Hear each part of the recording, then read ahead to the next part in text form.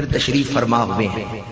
فرمایا جنہوں نے قرض لینا ہے بتاتے جائیں، بوریاں لاتے جائیں، میں اللہ کا رسول اپنے ہاتھوں سے بھر بھر کے دوں گا۔ ہاتھ جس سمت اٹھا غنی کر دیا، موجے بحر سماعت پہ لاکھوں سلام۔ جناب جابر کہتے ہیں میں حیران تھا، قرض خواہ اتنے ہیں اور ان کا قرض اتنا زیادہ ہے کہ یہ ساری ڈیریاں بھر دی جائیں بوریاں، پھر بھی میرا قرض ادا نہیں ہوگا۔ پر میں حیران ہوا، قرض خواہوں کی بوریاں ختم ہو گئی، قرض خواہوں کا مطالبہ ختم ہو گیا، حضور ابھی پہلی ڈیری کے پاس ہی بیٹھے ہوئے ہیں۔ فرمایا اعلان کرو کسی اور نے بھی قرض لینا ہے؟ سب نے کہا جی قرض ادا ہے۔ حضور اٹھے، فرمایا جابر اپنی ڈیری کا بھی وزن کر لو، جتنی کھجوریں رکھی تھی اس سے کم تو نہیں ہوئی؟ جابر اس ڈیری کا بھی وزن کر لو۔ جابر کہتے ہیں میں نے جب دوبارہ اس ڈیری کا وزن کیا، اللہ کی قسم ہے ذرہ برابر وزن میں کمی نہیں ہوئی تھی۔ اب جس نقطے کے لیے میں نے یہ ساری حدیث بیان کی، یہ صحاح ستہ کی حدیث ہے، بخاری شریف کی حدیث ہے جو میں نے بیان کی۔ حضرت جابر کہتے ہیں میرا دل بڑا خوش ہوا، قرض بھی ادا ہو گیا ہے اور اب میرا اصل مال بھی سارا بچ گیا ہے۔ میرا جی چاہتا تھا میں حضور کی شان جا کے اب دوسرے صحابہ کو سناؤں، نہیں آپ سمجھے۔ حضرت جابر کی خواہش کیا تھی؟ میں حضور کی یہ شان دوسرے صحابہ کو جا کے، جب شان سنائیں گے تو کیا ہو جائے گا؟ نعت ہو جائے گی، نعت سنانے جائیں گے۔ جابر کہتے ہیں میں نے منتخب کیا سب سے پہلے شیخین کو نعت سناؤں گا، حضرت جناب سیدنا صدیق اکبر اور حضرت فاروق اعظم۔ جابر کہتے ہیں میں ان دونوں صحابہ کی خدمت میں حاضر ہوا، میں نے جا کے سارا واقعہ سنایا کہ حضور نے تو تمام قرض خواہوں کا قرض ادا کر دیا اور پہلی ڈیری سے بھی ذرہ برابر وزن کم نہیں ہوا۔ جانتے ہیں شیخین کریمین نے جواب کیا دیا؟ شیخین نے جواب دیا اے جابر جب حضور تیرے ساتھ جا رہے تھے ہمیں تو اس وقت ہی پتہ چل گیا تھا، ہمیں تو اس وقت ہی پتہ چل گیا تھا کہ لینے والوں کی جولیاں تنگ پڑ جائیں گی، دینے والے کی سخاوت ختم نہیں ہوگی، لینے والوں کے برتن بھر دیے جائیں گے۔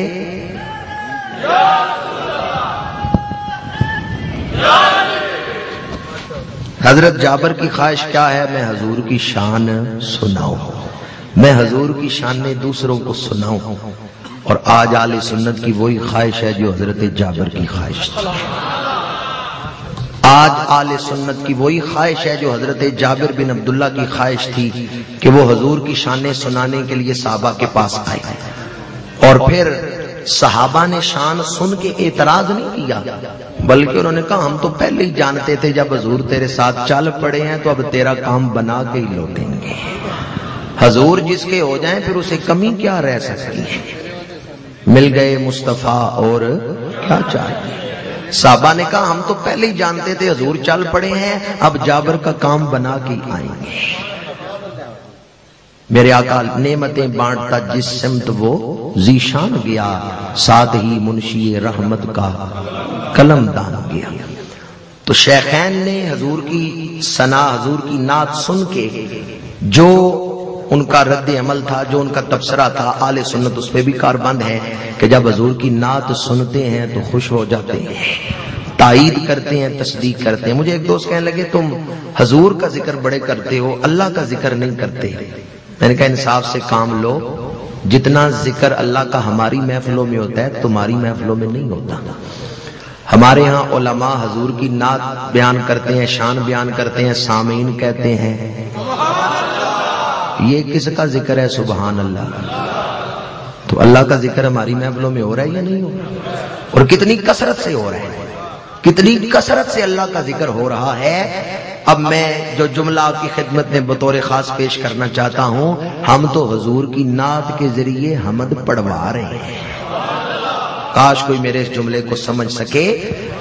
آپ حضور کی نعت سنتے ہیں، کہتے ہیں سبحان اللہ، تو نعت سے حمد تک پہنچ گئے یا نہ پہنچ گئے؟ نعت سن کے آپ کہتے ہیں سبحان اللہ، تو نعت سن کے پھر اللہ کی تعریف آپ کر رہے ہیں۔ پتا چلا ہمارے ہاں نعت ذریعہ اور وسیلہ ہے اللہ کی شان بیان کروانے کا۔ اب بتائیں جس ذریعے سے اللہ کا ذکر ہو اس ذریعے کو شرک کہو گے؟ جس ذریعے اور جس واسطے سے اللہ کا ذکر ہو اس ذریعے اس واسطے اس سبب کو بدعت اور شرک کہو گے؟ جناب حسن رضا خان بریلی نے کیا خوب لکھا ہے، دیکھنے والے تو کہا کرتے ہیں اللہ اللہ، یاد آتا ہے خدا دیکھ کے صورت تیری۔ گویا حضور علیہ السلام کی شانیں دیکھ کے لوگوں کو اللہ یاد آتا ہے، وہ اللہ کا ذکر کرتے ہیں۔ اور یہی محفل نعت کا مقصد ہے، مدینہ منورہ میں اللہ کا محبوب رہتا ہے، اور کسی کے محبوب کی شان بیان کی جائے محب خوش ہو جاتا ہے۔ آج آپ صاحبان رحمت میں بیٹھے ہیں، انوار و تجلیات کی برسات میں بیٹھے ہیں، اور یقیناً جو بھی حضور کی شانیں سن کے خوش ہوتا ہے اللہ اسے دو جہان میں شانیں عطا کرتا ہے۔ حضرت موسیٰ علیہ السلام جناب یوشع بن نون کو لے کر حضرت خضر علیہ السلام کی تلاش میں نکلے۔ 15ویں سپارے کا آخری رکوع، 16ویں کا پہلا رکوع۔ حضرت خضر علیہ السلام جناب موسیٰ علیہ السلام اور یوشع بن نون ناشتہ ایک تھیلے میں بند کیا، مچھلی بنی ہوئی تھی، اسے کپڑے میں لپیٹا، جناب یوشع بن نون کو دیا، فرمایا راستے میں ناشتہ کر لیں گے۔ یوشع بن نون پیچھے چل رہے ہیں، حضرت موسیٰ آگے ہیں۔ راستے میں ایک دریا کے قریب سے گزرے، مردہ مچھلی زندہ ہو کے دریا میں کود گئی۔ مردہ مچھلی آگ پہ بنی ہوئی تھی، زندہ نہیں تھی، تھیلے میں بند تھی، وہ زندہ ہوئی، اس نے دریا میں چھلانگ لگائی، اور دریا میں جدھر وہ جا رہی ہے پانی میں سرنگ بناتی ہوئی جا رہی ہے۔ حضرت یوشع بن نون نے یہ واقعہ دیکھا لیکن حضرت موسیٰ سے بیان نہیں کیا، یہ پیچھے چل رہے تھے، حضرت موسیٰ آگے تھے۔ کچھ فاصلے پہ جا کے حضرت موسیٰ نے فرمایا یوشع بن نون وہ مچھلی لاؤ ہم ناشتہ کریں۔ میں قرآن بیان کر رہا ہوں، کوئی من گھڑت قصہ کہانی نہیں، حوالہ دوبارہ دے رہا ہوں، 15ویں سپارے کا آخری رکوع، 16ویں کا پہلا رکوع پڑھ کے دیکھیں، یہی واقعہ ہے۔ حضرت موسیٰ علیہ السلام نے فرمایا یوشع بن نون وہ مچھلی لاؤ ہم ناشتہ کریں۔ عرض کیا حضرت وہ فلان دریا کے پاس سے جب ہم گزرے تھے مردہ مچھلی زندہ ہو کے پانی میں کود گئی تھی۔ حضرت موسیٰ نے فرمایا چلو پھر واپس چلتے ہیں، چلو واپس چلتے ہیں۔ جناب یوشع بن نون نے عرض کیا حضرت آپ تو کہتے تھے منزل بڑی دور ہے، جلدی چلیں، صبح صبح نکلیں، اب کہتے ہیں واپس چلیں۔ فرمایا منزل تو پیچھے ہم چھوڑ آئے ہیں۔ عرض کیا منزل پیچھے کیسے چھوڑ آئے ہیں؟ فرمایا جہاں مردہ مچھلی زندہ ہو کے پانی میں کود گئی تھی وہاں ہی حضرت خضر لیٹے ہوئے ہیں۔ وہی حضرت خضر کی نشانی ہے، جس فضا میں خضر سانس لے رہے ہیں وہ فضا بھی حیات بخش ہے۔ جس فضا میں، جس ہوا میں حضرت خضر سانس لے رہے ہیں وہ ہوا، وہ فضا حیات بخش ہے کہ مردہ مچھلی کو زندہ کر رہی ہے۔ جناب موسیٰ واپس پلٹے، جب اس جگہ پہ پہنچے جہاں مردہ مچھلی زندہ ہوئی تھی، ارد گرد تلاش کرنے لگے، دیکھا کچھ فاصلے پہ ایک شخص چادر لے کے لیٹا ہوا ہے۔ جناب موسیٰ گئے، چادر ہٹائی اور حضرت خضر کو اٹھایا، پھر گفتگو ہوئی، ملاقات ہوئی۔ اللہ تعالیٰ نے فرمایا فَوَجَدَا عَبْدًا مِّنْ عِبَادِنَا، انہوں نے پا لیا ہمارے بندوں میں سے ایک بندے کو۔ میں اس میں سے جو عقیدہ آپ کے سامنے عرض کرنا چاہتا ہوں، جہاں حضرت خضر لیٹے ہیں وہاں مردہ مچھلی زندہ ہو جاتی ہے، جہاں حضرت خضر تشریف فرما ہے، حضرت خضر لیٹے ہیں، اس فضا میں بھی ایسی تاثیر ہے کہ مردوں کو زندگی عطا کر رہی ہے۔ جہاں خضر بیٹھے ہیں وہاں تو مردے زندہ ہو رہے ہیں، تو جہاں خضر کے بھی خضر بیٹھے ہیں، سبحان اللہ سبحان اللہ، جہاں خضر کے بھی خضر بیٹھے ہوں۔ گنبد خضرا مدینہ منورہ مرکز محبت، گنبد خضرا میں تو خضر کے بھی خضر بیٹھے ہیں، گنبد خضرا میں تو امام الانبیاء بیٹھے ہیں۔ حضرت خضر کی تاثیر اتنی ہے کہ ہوا میں حیات بخش تاثیر ہے۔ اگر جناب خضر اتنی تاثیر رکھتے ہیں تو جو خضر کے امام ہیں وہ کتنی تاثیر رکھتے ہیں۔ سبحان اللہ۔ مدینہ منورہ میں مردہ دل زندہ کیے جاتے ہیں، مدینہ منورہ میں روحیں اجالی جاتی ہیں۔ بے شک مدینہ منورہ میں کوئی اخلاص اور محبت کے ساتھ حاضری دے کے دیکھے، میرا ایمان اور عقیدہ ہے جو درے رسول پہ حاضر ہوتا ہے کبھی واپس نہیں پلٹتا، آ جاتا ہے جسم آ جاتا ہے واپس، لیکن دل وہیں رہ جاتا ہے۔ اور جو آتا ہے مدینہ منورہ حاضری دیتا ہے، کوئی ادب و نیاز سے حاضری دینے والا خالی واپس نہیں آتا۔ مجھ گناہگار سا انسان مدینے میں رہے، بن کے سرکار کا مہمان مدینے میں رہے، مدینے میں رہے۔ مدینہ منورہ مرکز رحمت ہے، جہاں آج بھی دروازہ کرم کھلا ہوا ہے۔ حضرت داتا صاحب کے مرشدوں میں امام شبلی کا نام آتا ہے۔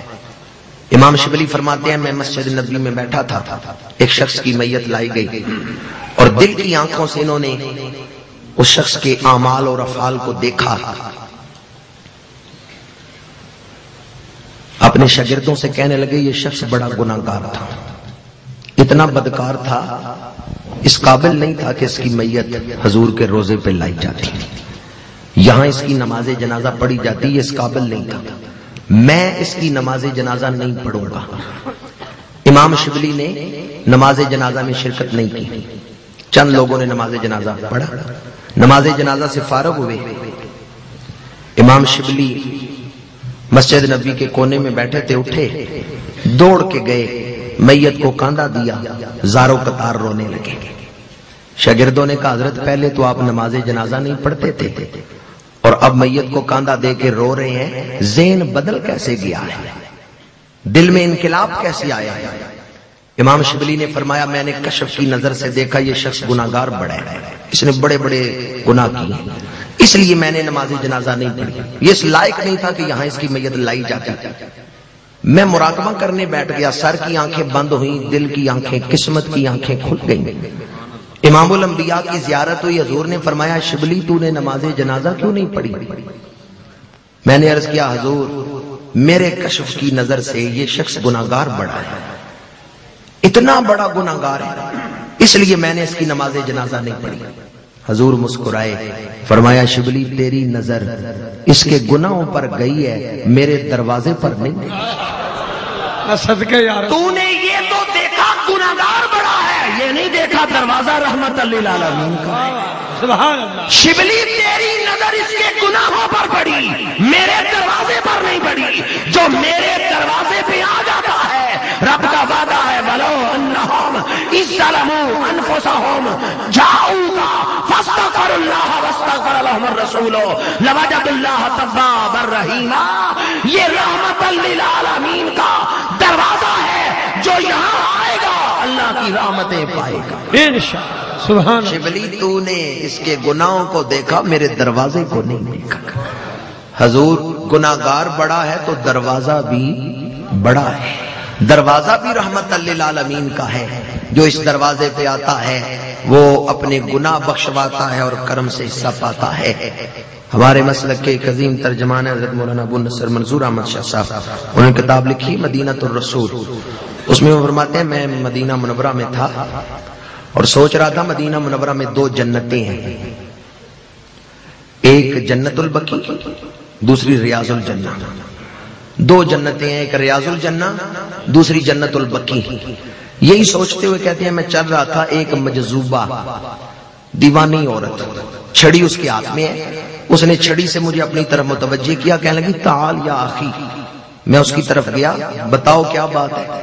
وہ عورت کہنے لگی کیا سوچ رہے ہو مدینے میں دو جنتیں ہیں؟ لا کلو مدینہ جنت، یہ نہ کہو مدینے میں صرف دو جنتیں ہیں، یہ سارا مدینہ ہی جنت ہے، جنت ہے۔ عجب رنگ پر ہے بہار مدینہ، کہ سب جنتیں ہیں نثار مدینہ۔ مدینہ منورہ مرکز محبت، کائنات میں اونچا ترین مقام ہے سدرۃ المنتہا، جہاں جبریل بیٹھتا ہے، ساتوں آسمانوں سے اوپر سدرۃ المنتہا، منتہا کہتے ہیں عالم مخلوقات کی انتہا ہے، پر جو سدرہ پر بیٹھنے والا جبریل ہے نا وہ بھی مدینے کا غلام ہے، اسے بھی جب سدرہ پہ چین نہیں آتا در رسول پہ حاضر ہو جاتا ہے۔ بے لقائے یار ان کو چین مل جاتا اگر بار بار آتے نہ یوں جبریل سدرہ چھوڑ